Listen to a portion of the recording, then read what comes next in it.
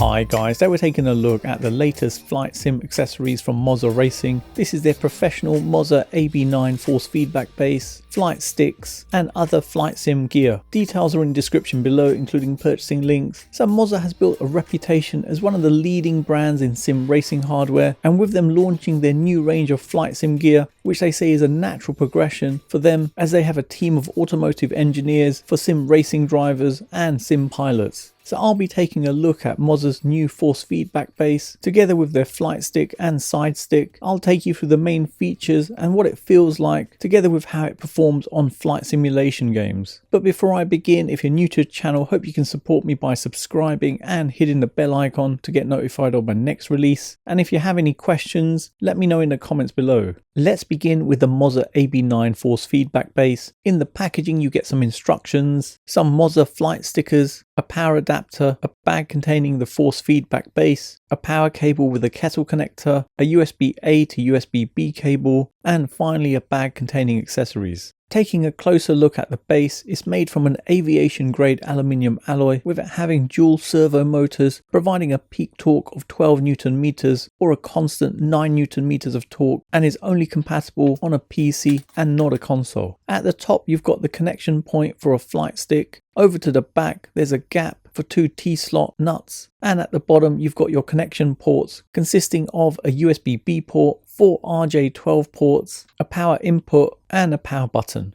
Underneath you've got a selection of holes allowing you to mount it directly on a sim frame or desk mount. Next, taking a look at the desk mount. In the packaging you get the desk mount, which is made from high strength steel with a 5mm thick plate and can be fitted to desktops up to 70mm thick. You also get a bag containing some Allen keys and accessories. Then we have the Z-axis module, and this is an extension kit adding 97mm to the length of the flight stick. Next up is the MA3X side stick. In the packaging you get some instructions, a bag containing an Allen key, and finally the side stick. Taking a closer look at the side stick, it has a black glossy finish and is made from an ultra rigid composite material, enabling it to handle extreme loads of up to 30 kilograms, with it being really lightweight, weighing just 220 grams. It has a classic design inspired by traditional aircraft controls with an authentic feel. There's 4 physical buttons which provide up to 12 distinct input signals with an ALPS 8-way switch. At the bottom there's a pull-out cable with a 5-pin aviation connector which connects to the base, and there's a screw-in cap allowing you to firmly secure it to the base. It's compatible with both Moza and most third-party bases. The controls on the side stick have a really good feel to them. Have a listen to this.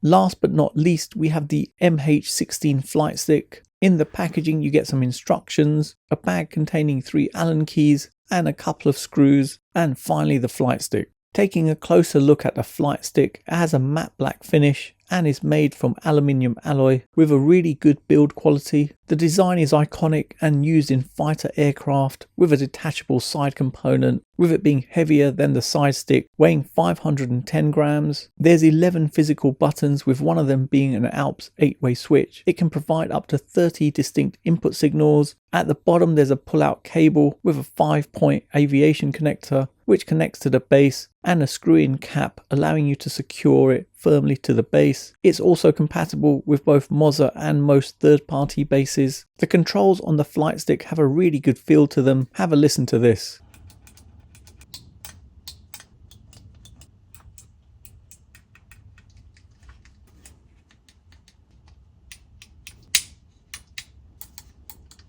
Setup wise, you can attach Moza's AB9 base directly to a sim cockpit, or attach it to the table clamp and secure it onto your desk, which is how I'll be using it. You can either attach it to the top of the table clamp by securing the base to it and then clamp the mount onto the side of your desk. Alternatively, you can side mount it by attaching the T-nuts to the table clamp and sliding the base in position to secure it, allowing you to have the base at a lower position than your desk, which I'd say is ideal position wise. Without powering it all on, the base with the flight stick attached, there's no additional feedback from the base, with it all having quite a limp feeling to it. But turning on the power, you'll see the flight stick raise up and go through a calibration process.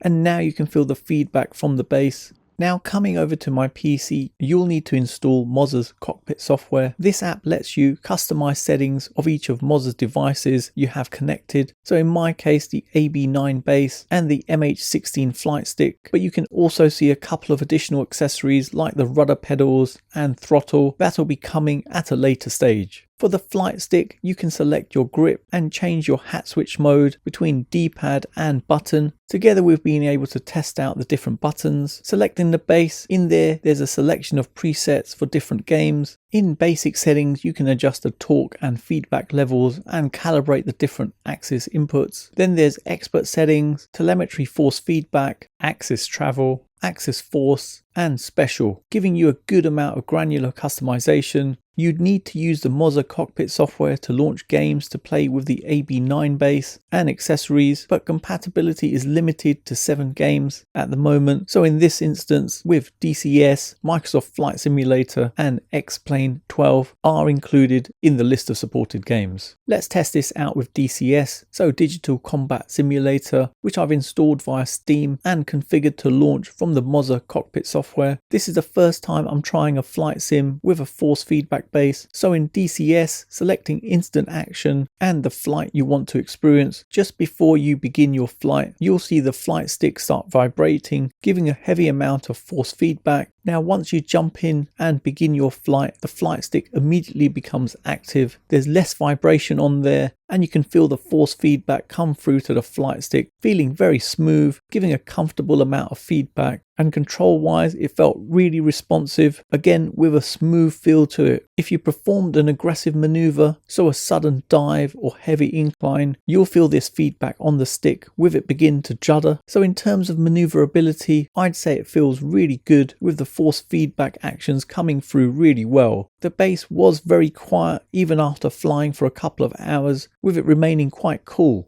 The flight stick felt really comfortable with a nice ergonomic design, feeling quite comfortable in your hand, with the controls being all at easy reach without there being any need to stretch too far. All the controls had a really good quality feel to them, so really impressed with that. Flipping over to the side stick, which has less controls than the flight stick, but nevertheless was comfortable to fly with the controls having a good quality feel to them and being in easy reach too. Overall, with this being my first experience with a force feedback flight sim, I was pretty impressed with the level of immersion it gave, providing a really impressive experience with varying levels of feedback coming from the base. So in summary, my first impressions of Moza entering into the flight sim world, and seriously, they didn't disappoint. Positives wise, the build quality is exceptional of the force feedback base, and the flight sticks for the controls have an excellent feel to them. Plus there's a good amount of customization from the Moza Cockpit software, giving a lot of granular customizations. Negatives wise, with this having a great build quality, it's not a surprise this comes at a price, with the base costing £549. Flight stick is £169, side stick is £79, the Z-axis module comes in at £79 and the table clamp costing £49. So once you add up all the bits and pieces, it does boost the cost up considerably, but nevertheless, if you're serious about getting into flight sim, Moza's flight sim offering is definitely an awesome one to consider. So there you have it, you've come to the end of another video, and I hope it's helped anyone thinking of purchasing this. Details are in the description below, including purchasing links, and if you have any questions on this, let me know in the comments below. For those of you who've got to the end of this video, please leave a comment with flight sim, as it's awesome to see who's got to the end of my video, and hopefully you guys enjoyed it. You can follow me on my socials, don't forget to hit the like button, subscribe to the channel, and turn on notifications to be notified of my next release.